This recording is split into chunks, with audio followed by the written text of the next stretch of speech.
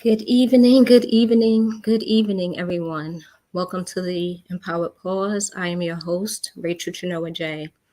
As always, before we get started, just to give you a little bit of information about Speak Initiative, who sponsors the Empowered Pause. And Speak Initiative is a nonprofit organization that stands in the gap with people who are experiencing mental health challenges or who have had past suicidal ideations. SPEAK stands for Suicide Prevention Through Empowerment, Action, and Kindness. And we can be found on all social media platforms, as you can see by the banner that's scrolling below.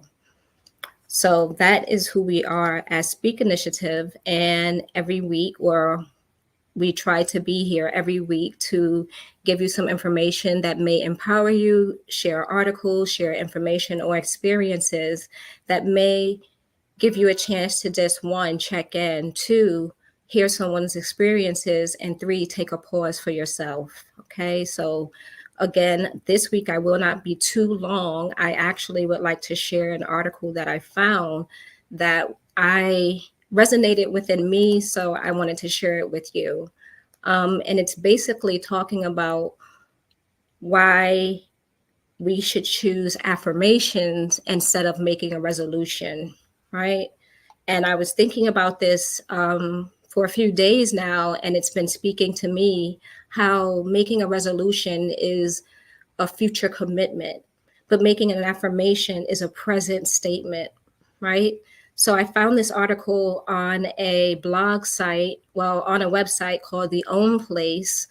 They're based out of Kentucky, but the practitioner has her blog with a number of great articles, and I'll put the link to the website in the comments after I share this video. But I'm just going to go through the article, give you a few affirmations that I think will be really helpful.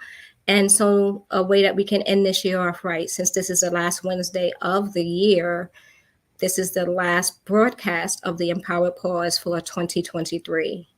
And before I get into the article, I would just like to say thank you. And I'm grateful for those of you who watch and who follow Speak Initiative and who support us through the journey that we've been on. In February, well, mid-January, early February, we will be celebrating our 2-year anniversary, 3-year anniversary. I have to count now because I believe it's 2 years. 3 years since we actually started the work, 2 years since we've been official. And we're just excited to be a part of the community, to be able to give back in a way that we do. So thank you from the bottom of my heart and the rest of the Speak Initiative team. Now, to get into the article. Again, it's why you should choose an affirmation instead of make a resolution. The author starts, once we had a dog named Maya that was obsessed with this specific neon green tennis ball. Nothing made her happier than retrieving that ball over and over for any human willing to toss it for her. The human tired of this retrieval game far quicker than Maya. The universe is like Maya, loyal and enthusiastic. It is willing to retrieve for us anything we desire if we are clear communicators of our desires. We are co-creators with the universe in a constant dialogue with the cosmos. When we're on the right path in terms of manifesting our desires, the universe will deliver signs of alignment as a response to let us know we are connected to the flow of possibilities. This is the conversation. We throw the tennis ball as an affirmation and the universe brings it back. So this year, don't make a resolution. Choose an affirmation instead. The word affirmation means a statement that is declared to be true. Resolutions are too often based on I won't, or I can't, or I will, when affirmations say I am. The universe loves it when we are clear and positive. When we tell the universe what we will be, we put off that truth, placing it in the future. When we say what we already are, it doesn't argue. Now, of course, she says, the author goes on to say, I have some science to back it up. By repeating affirmations, we actually create neuroplasticity in the area of the brain that processes what we are thinking about. This form of autosuggestion strengthens neural pathways over time, turning pessimism, which is more of a right brain hemisphere trait, into optimism, which fires more in the left hemisphere of the brain. But it has to be done mindfully and consistently. Without awareness, our thoughts can actually take us in the opposite direction of where our heart wants to go. I like that statement. The brain is constantly filtering information, helping us to notice certain things and ignore others. This is a coping mechanism.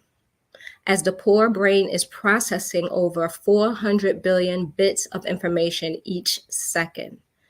The trick is to notice our thoughts and steer towards the ones that serve our happiness.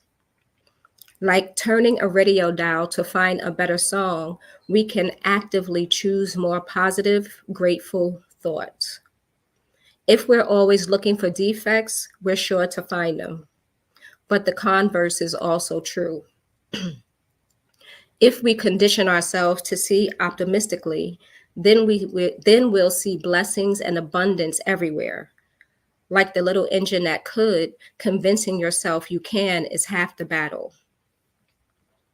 Affirmations work in tandem with the reticular activating system in your brain, or the RAS. The RAS is the filter between the unconscious and the conscious mind.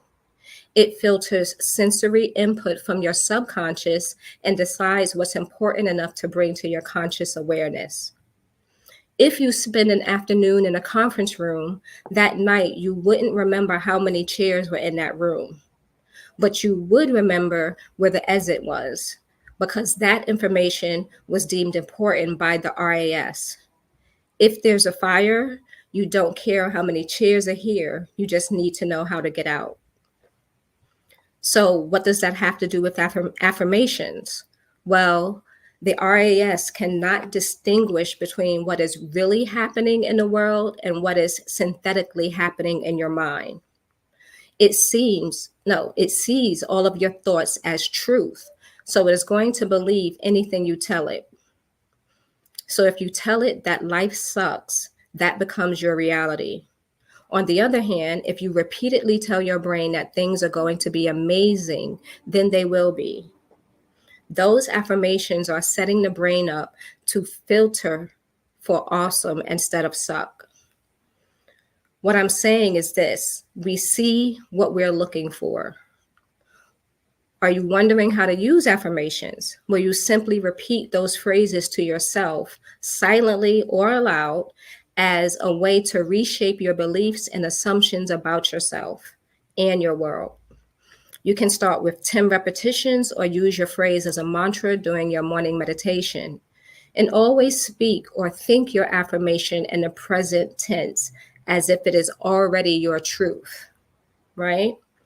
So that is the article. And then at the end, the author offers a number of different affirmations, which I'll share a few with you that are helpful, and they speak to you in the now, in the present. So a few are, I am a magnet for money, which I figured anyone living in this day and time would like to be a magnet for money. Obstacles are detours in the right direction. I am worthy of all awesome abundance the universe has to offer. Excuse me. My only approval I need is my own, or the only approval I need is my own. My life is a song of gratitude. Everything I need is available to me in this moment. And this last one, I release all past anger and hurt. That's a powerful one. That's probably one I should adapt myself, because as we journey through life, we're experiencing and healing the things that have touched us, affected us negatively or positively. And sometimes those things have hurt. So we have to go back and heal those past hurts and angers. So maybe that's one I will incorporate into my life. So again, I will share the link to that article in the comments once this broadcast has ended. And I just wanted to wish everyone a really happy, healthy, and whole new year. We will be broadcasting on January 3rd, Wednesday, January 3rd. And we look forward to seeing you then. So, again, thank you for all of those who have supported us this year, who've tuned in, who've made comments and donations. We totally appreciate your kindness and your gratitude. We send our gratitude, and we appreciate you tuning in, staying a part of the Speak Initiative family, and seeing us through to helping people speak love and choose life. Okay, so thank you so much. I look forward to seeing you in the new year. Until then, take care.